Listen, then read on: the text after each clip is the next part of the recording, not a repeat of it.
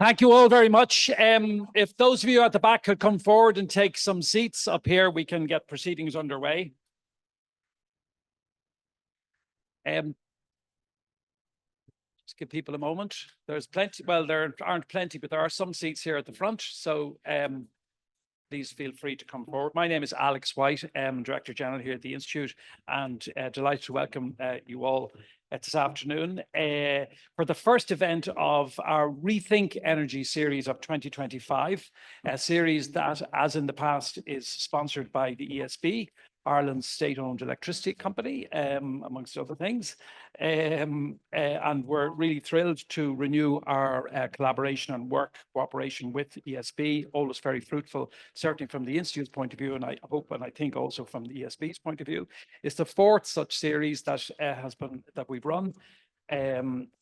We also have had three very successful conferences, full-blown conferences, including one last year. 2019, 2022, and 2024, we held those Accelerate conferences.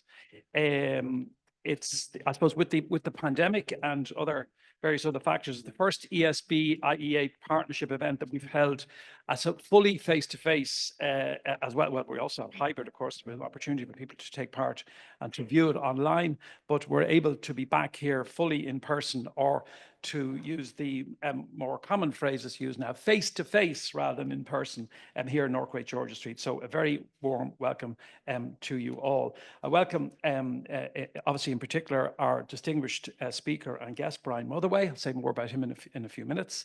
I welcome the Norwegian ambassador. Very welcome here this afternoon. His Excellency Aslak Brun. The chairman of the ESB, Terence O'Rourke, well known to us. Welcome to him. Welcome, if I may say so, in particular to Eamon Ryan, Foreign Minister Eamon Ryan. Delighted to see you here again. I know you're an old friend of the Institute, and it's terrific to have you back here again, as I say, face to face and in person. We're really looking forward to an interesting session with Brian Motherway.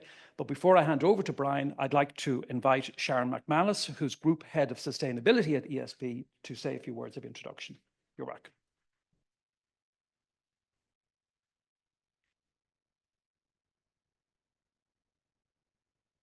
Good afternoon, everyone, and a warm welcome to you all.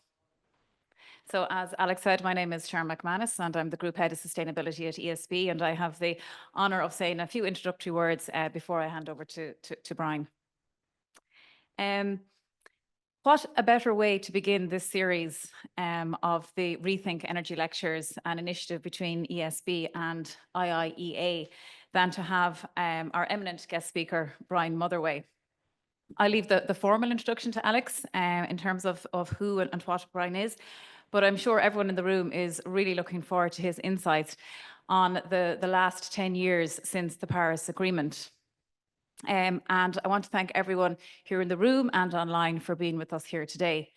I knew Brian many years ago when he was still head of strategy in SAAI, and I was a young army captain launching an energy management strategy at the time, based on the owner's public sector targets that Eamon introduced at the time, which really catalyzed so much work. And this community is very small and very engaged, and there's a lot of overlaps between everyone in this room and online in this space. And I think there's a huge amount to be learned from all of us in the room. And as I said, the insights from Brian will be really insightful soon. But a few words maybe in terms of some of the ESB perspectives, if I may. We are in a very fast-moving world at the moment, and a period of huge amount of complexity and uncertainty, as we are all experiencing at the moment. And in many ways, 2015 seems like the good old days. We still had 28 member states in the European Union. Donald Trump was a reality TV star. And unless you had a medical degree, you didn't know what coronavirus was. And also in 2015, there was a clear demonstration of the importance of climate action and interest from global leaders. Certainly, we are living in a very different world now. We have been through a pandemic, we have been through an energy crisis, and I would say that the arc of instability that always surrounded Europe has now found its way onto our European continent and becoming ever more pressing matter. And so the conversation around climate action and climate change is now competing with security and defence, cost competitiveness, and resource scarcity issues. And we cannot lose sight of this. When it comes to the science, however, there is no escaping the fact that climate change is happening and global warming is happening. In Ireland and in Europe, we have very specific and onerous targets to reach net zero by mid-century. And DSB have very specific targets, which we are very much committed to reach net zero by 2040. We know that the investment in climate change, climate action, and in energy is not a zero-sum game. And if we can reduce our reliance on imported fossil fuels, not just for Ireland, but in Europe as well, we ensure stability, security, and cost competitiveness for all consumers. We know as an island nation that national security is inextricably linked with energy security, which is inextricably linked with economic security. The good news is that huge progress has been made. And although some of the rhetoric can sometimes find its way into the negative space, there are huge positives to be noticed and to be reminded of today. And we spoke about some of those before this around our lunch table, which were really, really interesting. But just because the pace of change in the past was so does not mean that the pace of change in the future will be so, because we have to capitalize on the education, the innovation, the investment and the technological developments that have been happening over the last decade or so. A couple of data points. Over a 5-year period between 2018 and 2023, although there has been a net increase in energy demand, there has been a 30% reduction in carbon intensity in this country. Since 2021, the volume of renewables in our grid, the capacity now actually exceeds the peak demand of energy in this country. That is no mean feat. And from close to a standing start only a few years ago, Ireland now has over 1.5 gigawatts of solar renewable energy installed, including over 100,000 of micro renewable energy connections. This is a 10-fold increase since 2020. These are achievements that we should acknowledge and we should build upon and we should capitalize upon. And these successes are down to a huge national collective effort, politically, at company level, at civil service level, and at the industry level, and the average consumer and the average homeowner and citizen of this country. Everyone has their part to play. At the same time, we cannot ignore the real challenges ahead, the ones that we are facing every day at the moment. There are planning challenges, there are supply chain challenges, there are affordability concerns. And there are also, I suppose, some barriers to adopting electrification in terms of heat and transport which have to be overcome. But these are simply challenges and obstacles which we will get through and we will get around. We are particularly committed to 3 strategic objectives in ESB. The first of these is decarbonising our electricity generation. The second is building a resilient grid. The third is empowering our customers. And we will do this using our foundational capability of being sustainable and socially responsible. And these aren't words just on a page. This means building offshore wind farms, building more substations, encouraging customers and empowering them to become prosumers as opposed to just consumers in the future. And ensuring that we do this by examining our supply chains, not just because we want to have a secure supply of the raw materials required to do this, but also because we are concerned about human rights within our supply chain also. This is a huge undertaking and we are committed to those strategic objectives. The optimism underpinning the Paris Agreement at the time may seem a little bit distant now, and we will hear more from Brian's perspective in a moment in terms of how progress is going to be maintained into the future. But our targets remain intact, and our commitment to achieving those targets remains intact. Because ultimately, as I said, net zero is not just about climate change, it's not just about cost competitiveness, and it's not just about industrial imperatives. It's also about laying the foundations for a resilient, energy secure, economically secure, and nationally secure Ireland. I'll hand you over now to Alex to introduce Brian. Thank you.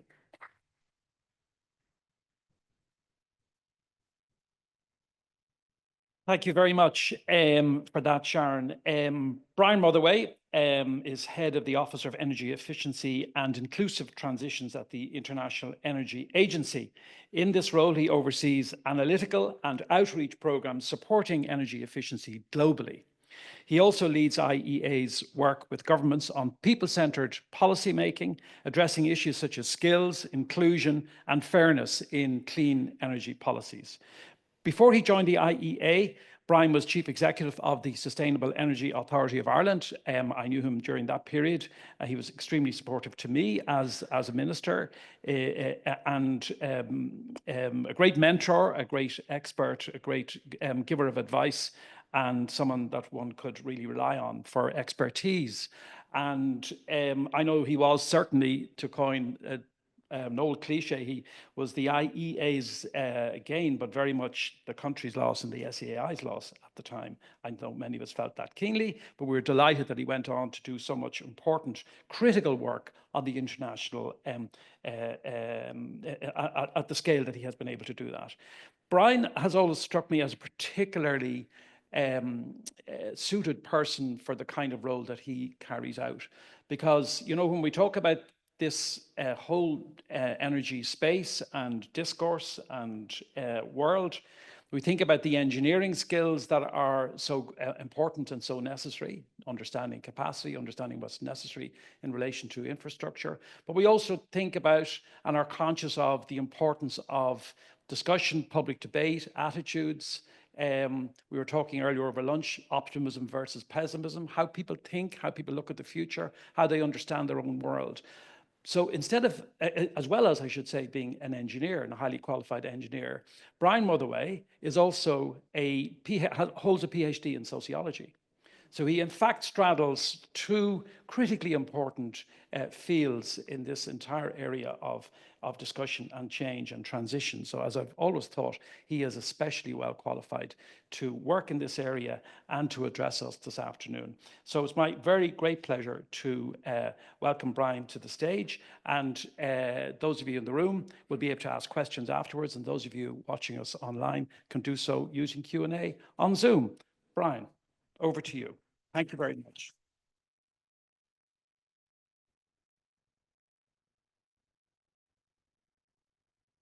It was worth coming just with all those compliments. I can go home now. Well, thank you, Alex. Thank you very much. Thanks to the IIEA, and thank you, Sharon. It's great to see you again. I remember traipsing around barracks maybe quite some years ago, and it's great to see your leadership continues now in the ESB. And Terence, you made a good choice there. So, and thank you to the ESB for hosting this event. And for me, it's a great pleasure to be back in North Great Jordan Street. I used to come here quite a lot back in the day with Brendan and other colleagues. We used to have really interesting discussions. And in fact, I left Ireland to move to Paris literally the week of this commencement of COP21. And so it's really nice to come back and reflect on what is just almost exactly a decade since COP21 did something historic. And the question is, what has happened since then? But really, I want to focus in on what's next when we reflect on what's happened in the last decade. And first of all, let's not underestimate the progress. The amount of investment now going into clean energy. In 2024, the total amount of investment in the energy system went over $3 trillion equivalent for the first time, and $2 trillion of that was in clean energy plus infrastructure. So, and it's several years now that we've seen this flip, this divergence in the directions of travel between clean energy and fossil energy, and the amount of investment only continues to grow. And we see then manifesting on the ground what is actually happening. We see heat pumps growing in record numbers in Europe, but also globally. This year, 1 in 2 new cars sold in China will be an electric vehicle of some sort. That will be maybe 1 in 4 in Europe, 1 in 5 totally on the planet. And Ireland has had many successes here, whether it's the penetration of wind, solar, batteries, great success in terms of retrofit and energy efficiency. And what I want to stress here, this isn't just about abstract numbers, but this is what is, first of all, it's what's becoming normal on the ground. And also much of it is beyond policy, if I can put it that way, in terms of what is now the cheapest technology, the preferred choice for consumers. Policy has brought it to where it is now, and it now exists in itself. And I think that will be very important. Having said some of the good news bits, there's a bottom line here, which is emissions are going up. And they continue to go up. In 2024, they went up by about 0.8%. Energy use spiked a little bit in growth in 2024. It went up by about 2.3%, which was higher than the previous couple of years. Electricity grew by twice as fast as energy systems as a whole. We are seeing electrification, which is a good thing, and we'll talk about that. Ironically, the biggest driver of electricity growth last year was the increasing use of air conditioning because the world is getting hotter. So, but we do see some really important shifts as well in terms of where that's happening. So we saw the advanced economies in recent years were actually seeing declines in their energy use. That reversed in 2024. China has been the driver of global energy and emissions growth in the last few years. That's still true, but by not as much last year.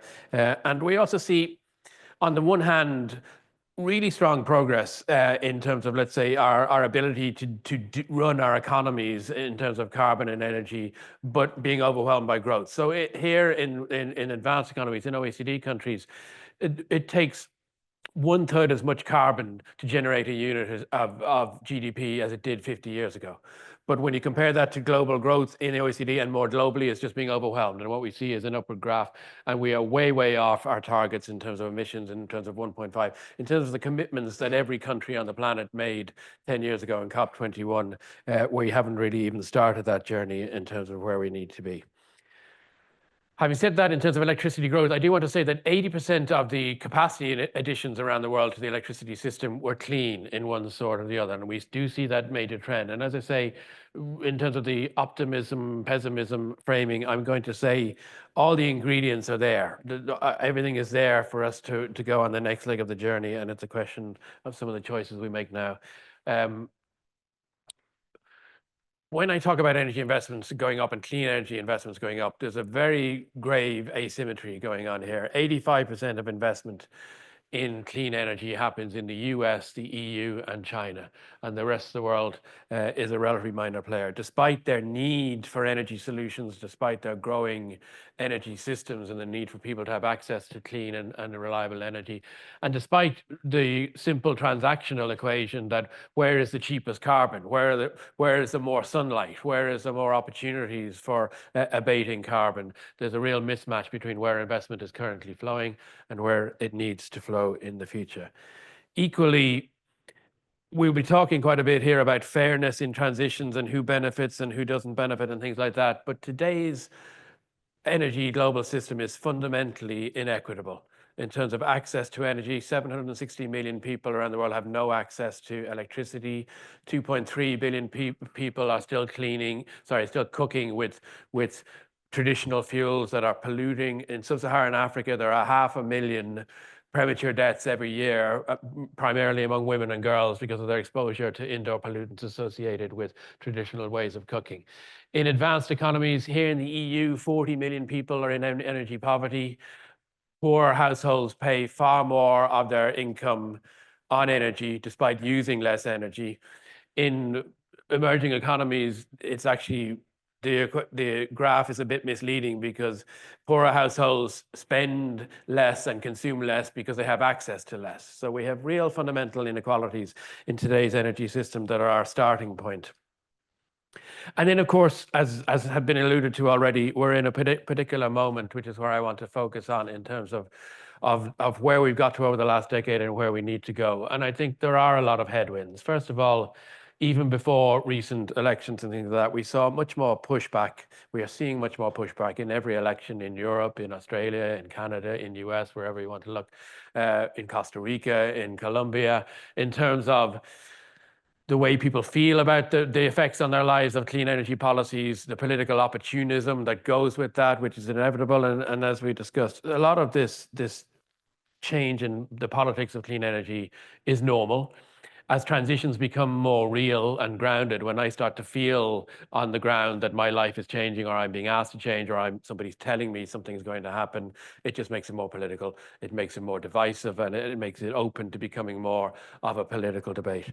And of course, that's all a bit on steroids in 2025 in terms of the changes in geopolitics, the changes in some key positions, which I'm sure we'll talk about. So I want to talk a bit about how I see what the response needs to look like in terms of keeping us on track or getting us back on track. And my central thesis here will be around, to relate it to some of the work that I'll be telling you about that we're doing.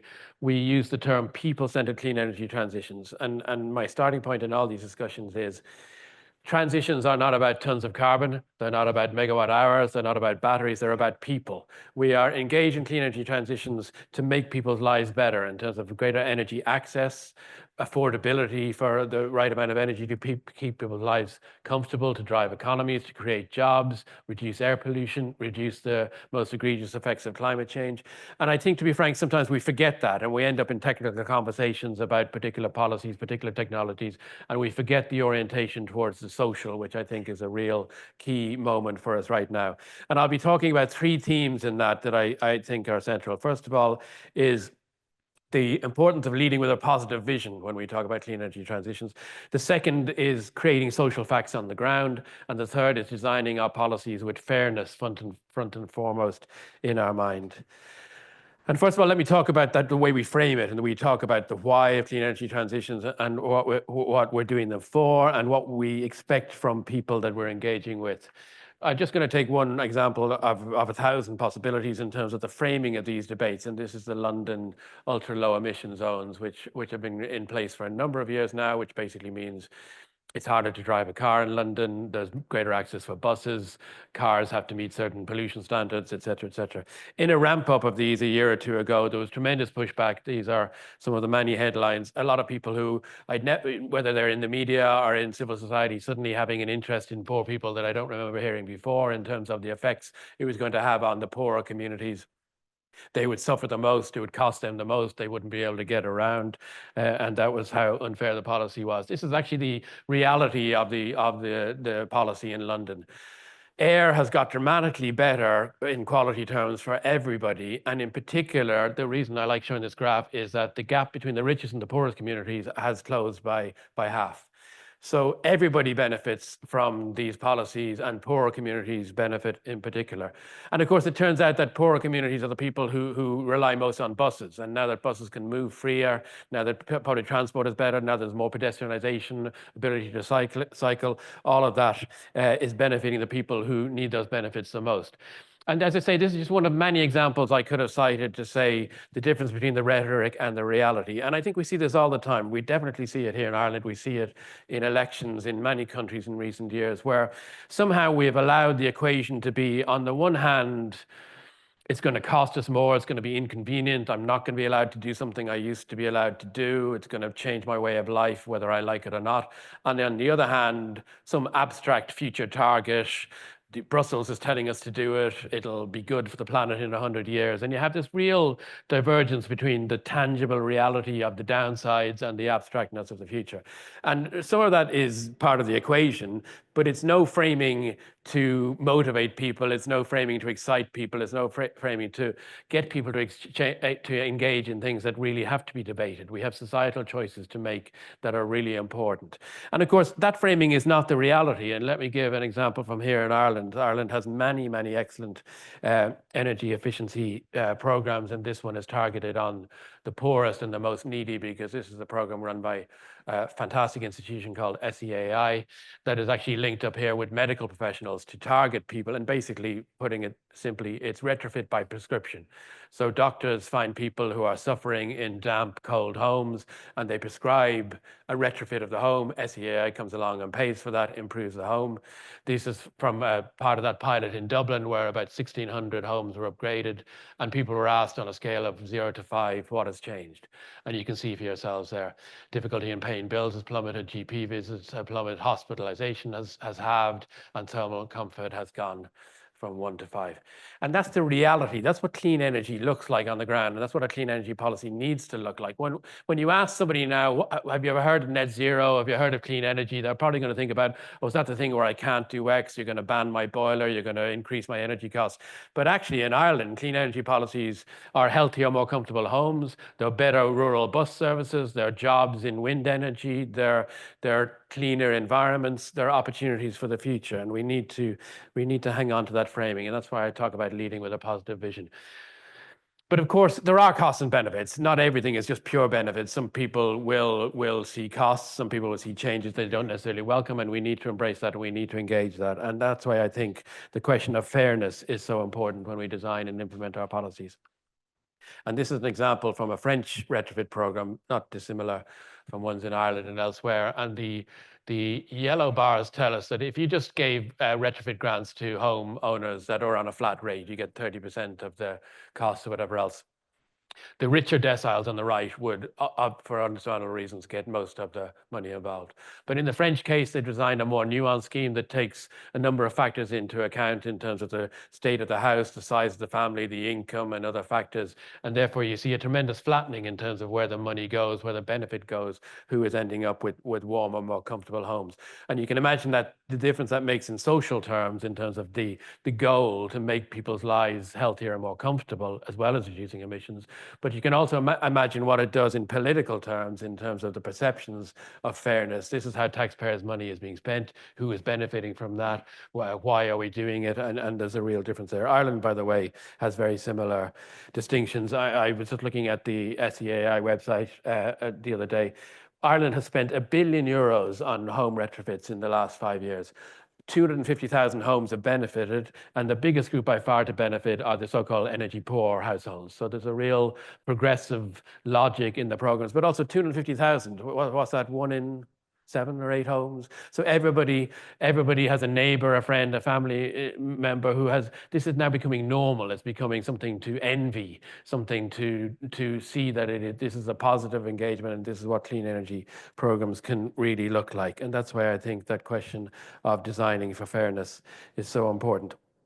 So I talk about these 3 principles around just what we term people-centered clean energy transitions, a focus on people, and an understanding that we can and need to align questions of emissions in themselves with wider goals for why energy policy exists around affordability, access, comfort, and energy security. And let's not leave out energy security, particularly in these difficult times, in terms of the importance of aligning our goals there. And now I'd like to talk a little bit about some of the work we're doing in multilateral forums around this. And I want to leave you with the message that multilateral still matters in these issues. And Ireland's participation there is really important.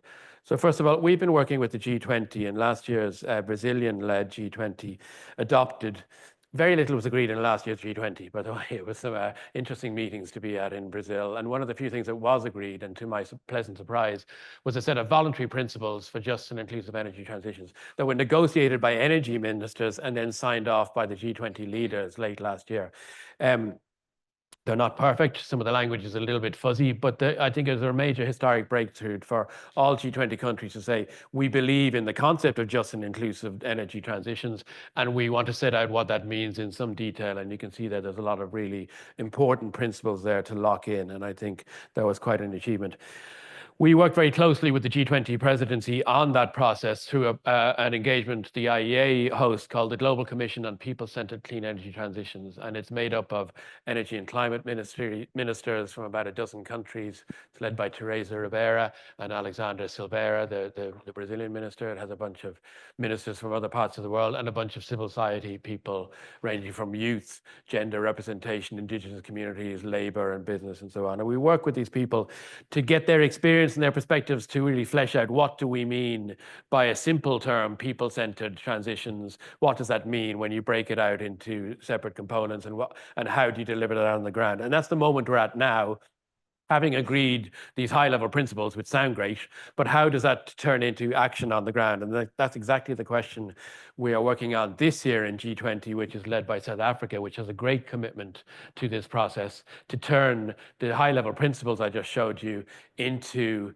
a more detailed blueprint for action in terms of how this works on the ground. And I want to pause here and say a little bit about the multilateral process, because this was something that was quite new to me before I moved to Paris, but I've been working with about 10 G20s now, and each one is different and achieves different things and focuses on different things. But the last 3 or 4 have been really interesting, because the last 4 presidencies, each year that a country takes on the presidency, they really drive the process, they decide the priorities, and they determine whether it succeeds or not through their endeavors.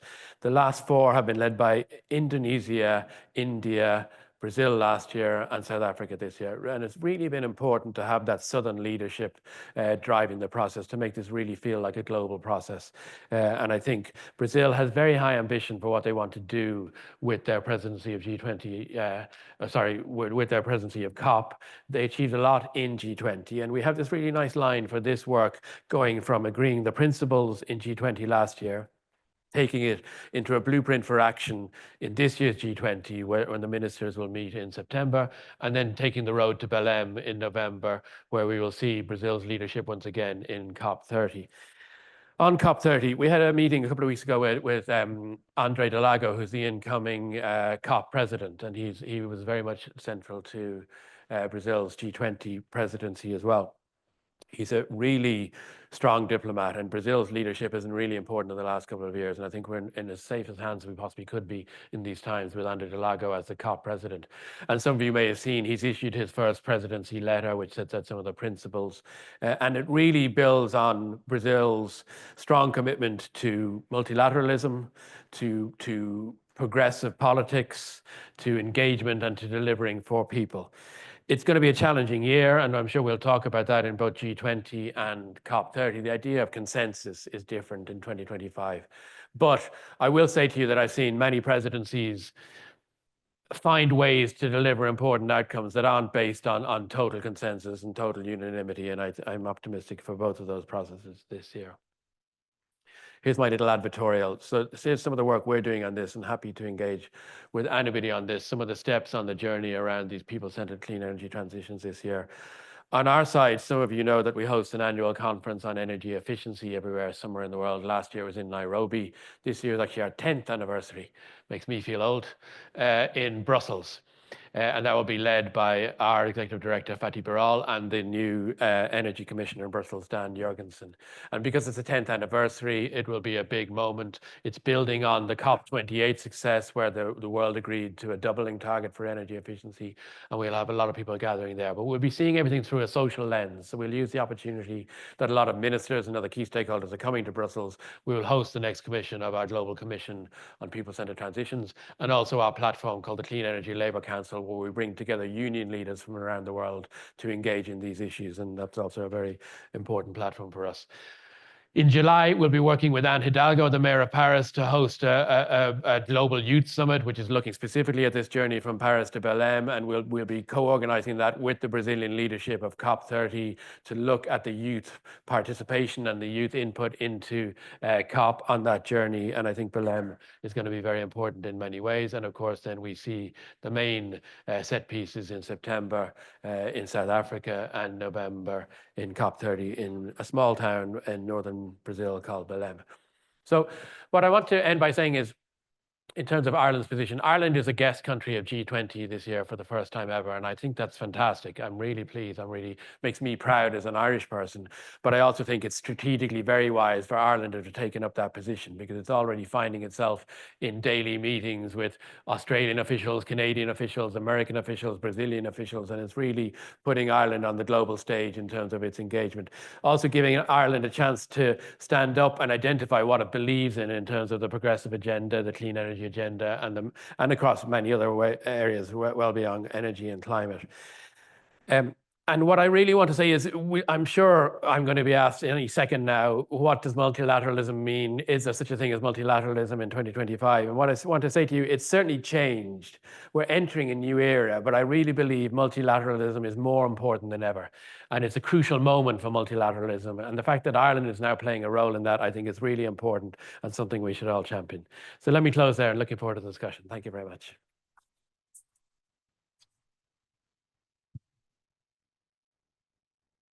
Terrific, Brian. Almost uplifting, if I can say That's that. as good as it gets. As good as it gets. Just a lot. I mean, I'm sure there'll be many questions. One thing that just where you finished on multilateralism, and you hardly mentioned the US. I'm not sure if you mentioned the US at all. I don't know if that was purpose on or otherwise. But again, that was to some extent a bit of a relief. But I wonder, would you just briefly reflect on not necessarily just all of the political stuff that's happening in the US, but you know, after Paris, of course, there was the first Trump presidency and the withdrawal. We know, remember that back to a previous era of Kyoto, that was an earlier kind of similar kind of impact. There was a lot of pessimism at that stage in 2016 when they did pull out. But the momentum, it seems to me that the lesson from what you're saying, or the message from what you're saying, is the momentum continued. And you I think, again, I don't want to put words in your mouth, but I think that's really largely what you're saying now. The expectation, certainly the hope, and grounds for expecting that the momentum will continue, even with the absence of, at least at the rhetorical level of the US, because it seems, again, I'll go on, but you know, the question, I often think with the Trump presidency, it's often rhetorical, the contempt for the process. Because of course there's an investment trajectory happening in the US anyway. There are lots of things happening that can't be stopped, and perhaps nobody wants to stop. But the rhetoric is sort of the other side of that coin. So would you just briefly say just your final point of multilateralism?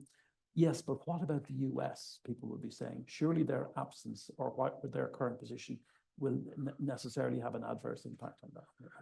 Thank you, Alex. I mean, I need to start by saying, first of all, the IEA is a member-driven organization. Yeah. We work for 32 governments, including the US, and we work to their priorities. And we look forward to working with the Trump administration as we did before. And we're well used. The IEA is 50.5 years old, and we're well used to countries having very different positions on many different issues. We're already seeing what the US still is emphasizing in energy terms, and wants to continue driving its leadership on around energy security, affordability, access, certain technologies. We're also hearing, yes, that their view is very different on some areas around climate and related matters. How that affects things on the ground, we don't know yet. You know, it really is too early to tell. But I mean, it will change things. And I think certainly, and I don't want to focus entirely on the US, because I think we're just in a different period in terms around consensus among the big players and things like that. Getting consensus decision on anything in these major platforms has always been difficult. And I think we can all anticipate it's more difficult now. Sure, absolutely. Questions? Yes, right there. Can I just have an indication of who might like to ask a question so that I have a good sense, broadly speaking? Yes. Thanks very much. Jean Moore from the National Economic and Social Council. Just to say, 2012, we were doing work on climate change. I remember chatting to Brian about the social and behavioural aspects of climate change, and it was a really important part as a fellow sociologist and psychologist as well. And just to say, years later now, UNESCO is doing a body work on energy, and I've been doing a piece on households and energy communities. And just to say, your light is still shining, because it's very much looking at a people-centered approach. And I suppose my question is, we have principles of a just transition in our climate action plan, and Eamon and Ryan will be very familiar with those. And if we were to adopt people-centered principles in our energy policy, how would you recommend that they be embedded and animated? Because we seem to be good at maybe having them, but not necessarily really fully using them and embedding them. So I know the roadmap is still to come, but that's just my question. Thank you. I'm inclined to take two together, just so that we can move things. Yes, sir.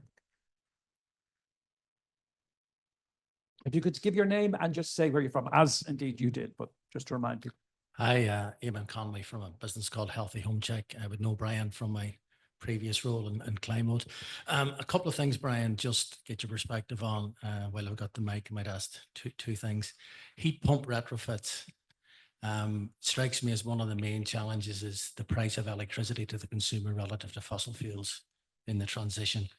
And you've a view as to how policy could be evolved to facilitate that for a quicker uptake. And the second part of the energy efficiency piece, which I think is possibly underrepresented, is the link to the wider ventilation and the sort of, you mentioned it there, but indoor air quality and under directives like EPBD. Do you see a role for where the energy assessment could be widened to cover those other aspects that would be important to consumers? Thank you. We should also say that questions from people I haven't known for 20 years are welcome too, right? Just to check. Jean, to your question, thank you. Well, first of all, let's not premise that Ireland's climate policies and related energy policies are not built on people-centered principles, whatever they're called. I think they are. I think there's a very social focus here. And as I say, I think certain colleagues in the room have been wise in terms of the investment in things like rural transport, home retrofit, energy poverty, where these are things that should feel like typical examples of what clean energy transitions mean, you know, and I think that's been done. But it gets framed then in terms of the people stuff is over here and the climate stuff is over here. And I see that in many governments. And some of this will come back to Eamon's question as well. Governments like to break things up. So there's a department of net zero and there's a department of making people's lives better and the department of something else over here.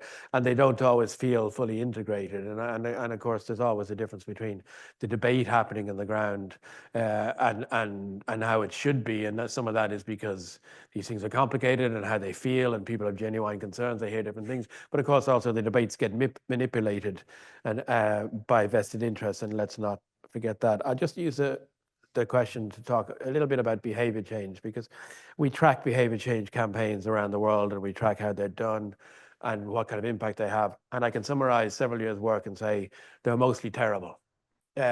Because people, first of all, they treat people as kind of widgets to say, I wish you did this instead of this, so I need to find a clever way to get you to do this. And I think in my view, we treat people too much as individuals rather than communities and societies, because we want to change norms. You want to change the way society works, not just get one person to volunteer to do A instead of B, even if it's inconvenient. And most campaigns are I'd like to characterize them. They're either something on the side of a bus that says, did you know you could save 4.27% of your energy if you change the flanges in your boiler, or something, and as if we're all these kind of rational actors. Or they're of the kind of type that says, hey, I was in a soap opera 20 years ago and I'm here to tell you about attic insulation, you know, and kind of the science of engaging people is still, well, the science is much richer than governments make use of, let me put it that way.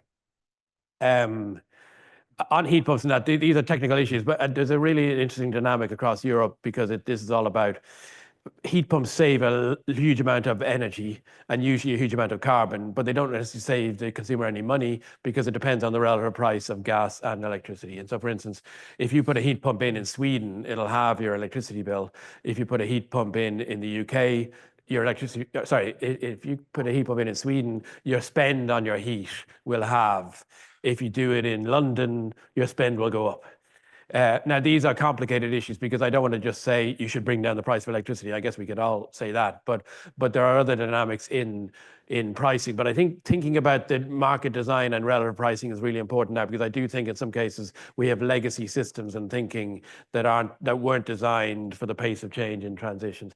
And again, Eamon, to your point around the directive and things like that, I just feel that so much of climate response is around much more joined up thinking in governments, where we don't split everything up and say this ministry does that. And governments do that naturally for very understandable reasons, but we have to have much more holistic views. And that's why I think in the case of Ireland, the overarching law, the overarching strategy, the institutional structures really create the potential to do things better in terms of impact, but also in terms of making sure the social dimensions are there too. Down the back, very back. Yeah.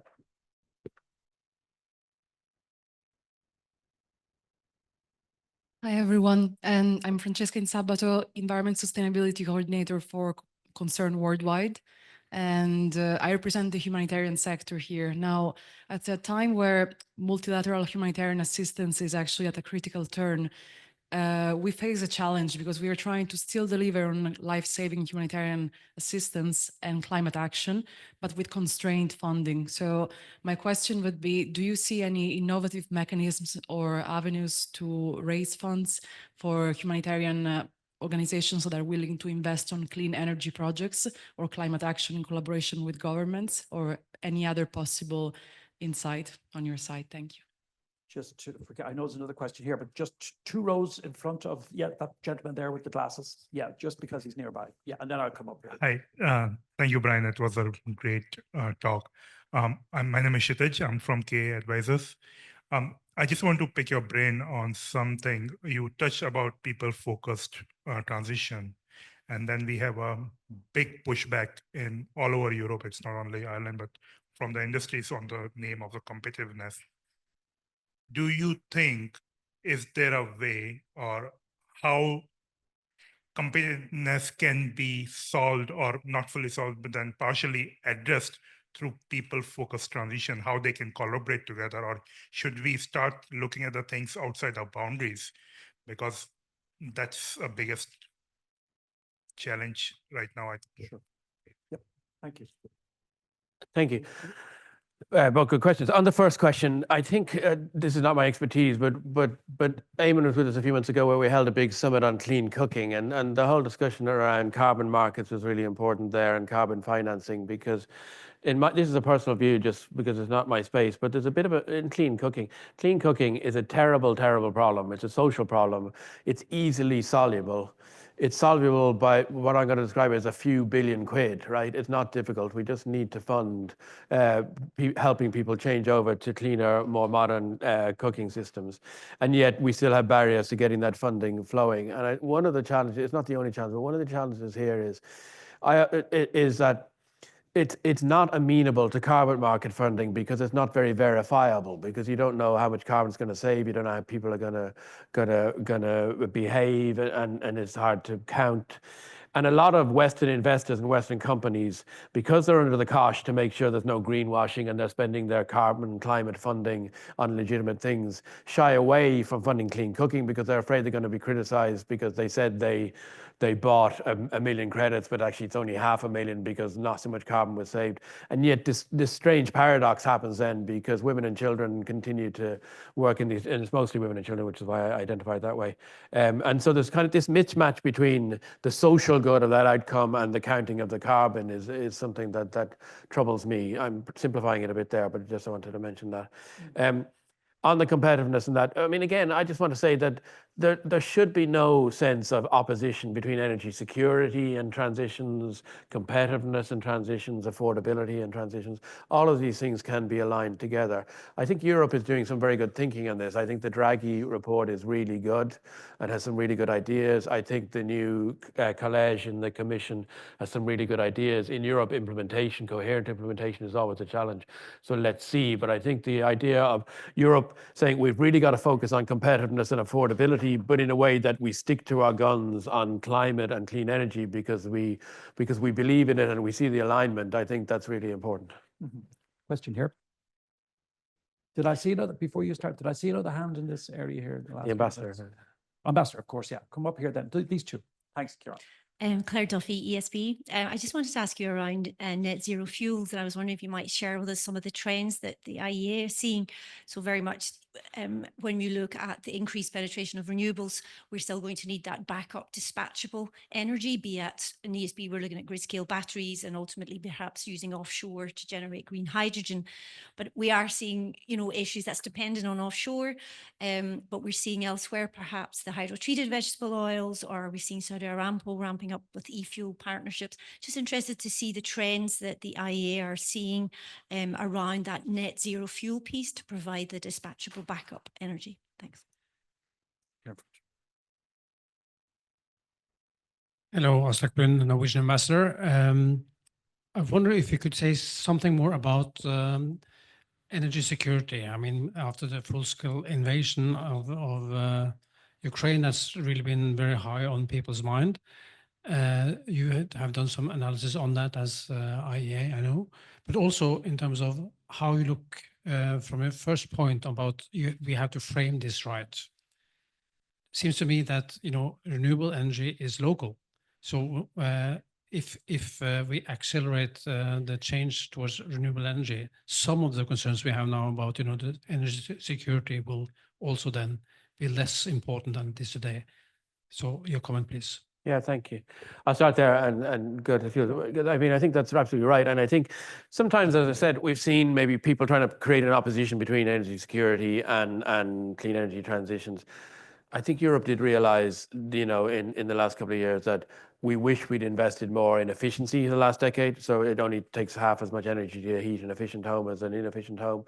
We wish we'd invested more in our local resources, particularly as an energy importing region. It's a kind of a no-brainer, whatever your motivation is. And I think that, but also, say, coming from the energy efficiency perspective, we had Europe coming to us and saying, what can we do in the next 6 weeks to make the world more efficient? And I was saying, well, if you're starting 10 years ago, I can tell you what to do, you know, but there is stuff you can do in the short term, but it doesn't happen overnight. But I think it has recalibrated.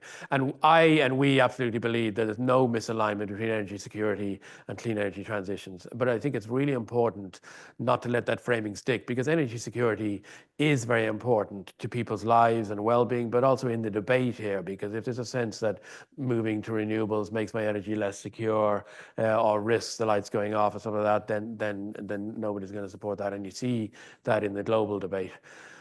This is what I'll describe as a very healthy global debate about e-fuels and biofuels and all that. But nobody disagrees with the premise that we need to think about dispatchability, and therefore whether it's hydrogen or e-fuels, they're really important. And of course, traditional biofuels. And you know, we're seeing that actually in the G20 right now, because we had India and then Brazil, who are both really interested in biofuels in terms of both first generation and second generation. There's been a lot of hype as well, let's be honest as well. You know, the amount of ideas for hydrogen versus, like, about 1% of all hydrogen projects have moved to FID in the last couple of years. And I don't see, I see the importance of hydrogen. I see it's some sectors that it can really get into quickly, like obviously intensive industry, shipping maybe. I don't see it in home heating. You know, I really find it very hard to believe the economics are going to stack up with that. But maybe I'll be wrong. And countries, and I should stress always, countries make their own decisions on these matters. They make their own policy choices. But I think there's a lot of interest in those areas, and there's a lot of work going on by the IEA and in these multilateral forums as well. Coming up close enough to it. Oh, yes, yes, there, yeah. And just again, any indications of anybody who might like to ask a question? Yes, okay, there'll be another. So one here and one right back down the corner. Yes, sir. Hi, Robert from Department of Transport. I was wondering if you could talk about the social elements and the just transition aspect in relation to the amount of materials and minerals that we might need to fully decarbonize. I think when we add up all the resource requirements for solar PVs, for wind farms, for the grid, for the batteries, for the EVs, for the heat pumps, there almost seems to be a limit on the amount of resources. So I was wondering if the IEA has done any analysis on the material requirements and what your take on that is. Thank you. I'll let you start into that answer, because the next questioner is, I think it's Adrian, right down the corner. So to give you a chance to go down, maybe you might start. Yeah, again, this is a huge debate at the moment around critical minerals and resources. We're doing a lot of work on this in terms of it's a dimension, it's a formal dimension of our energy security work, but also analytically in terms of the resources. To be honest, I would start by saying I don't know that we're going to run out of stuff that quickly. I want to start by saying that if you look at how much stuff we dig out of the ground, if we move away from oil and coal, we're going to be digging infinitely less out of the ground stuff, tonnage terms, than we will be in the future. Critical minerals will grow very, very significantly, but the scale is still fundamentally different. And there will be resources in terms of the limitations. We do a lot of work with governments on questions like circularity. How you build a car matters. How you recycle the materials coming out of a battery or a wind turbine really matters. And that's really important to make maximum use and to get a real recycling ethic in there. The two short-term risks I concern most about critical minerals is the supply chain security issue, because the vast majority of these minerals, and in particular their processing, comes from one country. And that's a major security risk that governments need to be taking seriously, and I think they are taking seriously. And secondly, to go back to people-centered dimension, there's what I call a gold rush, which I kind of mean semi-literally, towards getting more minerals out of the ground. And for good reasons in terms of climate, clean energy, deploying clean energy solutions. That can't mean we lower our standards in terms of how we do that, in terms of mining, resource extraction, processing. And I worry that the pressure for scale can lead to the risk of bad practice, you know, in that regard. And if we're talking about people-centeredness in energy projects and in energy infrastructure, we can't then ignore it in the alternatives we're moving towards. Adrian? Thank you. Yeah. Adrienne Ferguson here, Communications Director at the IIEA. And I suppose you spoke earlier, Brian, about that pillar in the importance of a positive vision. And then at the same time, you were talking about SEAI figures that there's 250,000 homes retrofitted last year, or in the last how many years. And it kind of struck me that I don't really know that information, you know, and I'm sure that's not for the lack of the SEI promoting that as much as possible, everyone talking about it. And I think there's really, you know, the negativity towards the clean transition, the communications around that, you know, it's too expensive, it's not fast enough, you know, it's not ambitious enough. I'm just wondering, do you have examples or you know, of strategies or other companies or countries that really managed to kind of jump past that negativity, that obstacle, and maybe bring the public along with them towards that positive vision, you know? And you talked again about bringing people beyond policy, which is such a powerful idea, you know? So interested to hear from you on that. Good question to combine with that is John Martin on the Zoom, the Q&A. To what extent does Brian think the climate brand, as John describes it, has gone out of favor in the last 12 months globally? How much do we need to switch towards leveraging co-benefits of the clean transition? You touched on earlier in terms of air quality, for example, the London example that you gave, affordability, quality of life, just transition. So it's kind of linked to Adrian's question. I mean, I think that's the essence of my message is that, first of all, I think, yes, the climate brand is having a hard time. I think it's under attack. You know, in the German elections recently, one of the right-wing parties said the two things we're most against are immigration and heat pumps. So, you know, that's kind of the strange world we live in now. And as I say, some of that is kind of, the risk is always there, but I do think some cases governments could have communicated these things a lot better in a joined up way. And I think to answer both the questions, I think we really have to see clean energy transitions as part of societal progress and development and our vision for our society. It's not like we have an industrial policy over here, we have a housing policy over here, we have an education policy over here, but by the way, we have some targets to meet, otherwise we'll be fined or Brussels will be crossed, and that is a technical issue we have to deal with. We have to see it as a positive vision. And the countries that I see doing that best, this means that sometimes you make climate decisions that are not, if you just cared about the ton of carbon, we wouldn't choose that option, or you wouldn't spend the money there. But if you care about it in a way that benefits our, you know, inherent strengths best, or our current conditions, or our current workforce. And I see countries in Europe saying, we're choosing this technology and this resource because it's much easier for workers in fossil fuel to transition to that, or that's closer to our own strengths or our own culture or whatever else. And I think doing that in a positive vision way, I mean, and again, what's the alternative? What, we're going to not do climate? We're going to be, you know, a carbon intensive society. We're going to be trying to sell stuff that has much more carbon embedded, that is unsustainable. We're going to continue our dependence on billions and billions of fossil fuel imports. You know what I mean? I think this is about a future vision that wraps everything together in a positive way. Sure. I think I'm going to steal about 5 minutes more, if that's all right. We always promise to have people out at the appointed hour, 2 o'clock, but we just take an extra 5 minutes, if that's all right. Are there others? I've 1 or 2 questions online. Are there anybody else in the room like to? There's one here, just again to indicate. All right, so you might be the last one in the room. And actually, I'll leave you the microphone in case somebody changes their mind, and I'll just throw you 1 or 2 that have come in online. Dan O'Brien is wondering what your views are on the role of LNG in the transition to net zero, both globally and in Ireland. And Mark Lynch, who's Dublin South County Greens, could you expand on the challenges of the exponential increase in demand for electricity due to data centres and other factors which could outstrip the increase in generation from renewables? So that's LNG and data centres, 2 very easy ones. And in the room, are you sure we have 5 more minutes? I know. Well, the thing is, with 3 questions, it's always open to the to the speaker to choose the ones that he likes best, especially since we're up on the air, up on time. Yes. But in the interest of efficiency, my 3 is knocked down to 2 because they've been covered already. The speakers online. Oh, I see. Your questions are covered. All right, that's great. Brian. Well, thank you for those questions. And I know Yes. both of these are controversial in Ireland, so I do have to say we work for governments, including Ireland, so I'm not here to tell Ireland what it should or shouldn't do. Sure. And it's important to stress that. They are both controversial and they're not clear cut. Let me start with data centres. Ireland is in this strange position. It's got a really healthy tech sector. It's really important. And coming with that is those companies want to build their data centres here. In most countries in the world, the electricity demand for data centres represents 2% of their electricity system. Here it's over 20. So it's fair to have that debate about about the different policy imperatives. And again, the more joined up it is, because I can certainly imagine a world where data centers, where there's a bigger demand for data centers powered by renewables, but that comes at a cost. It means you have to build infrastructure. It's not free.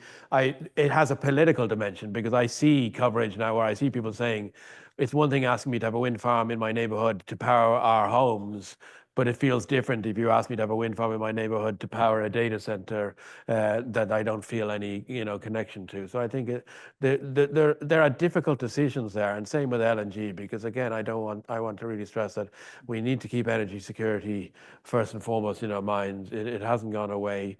There's a place for fossil fuels.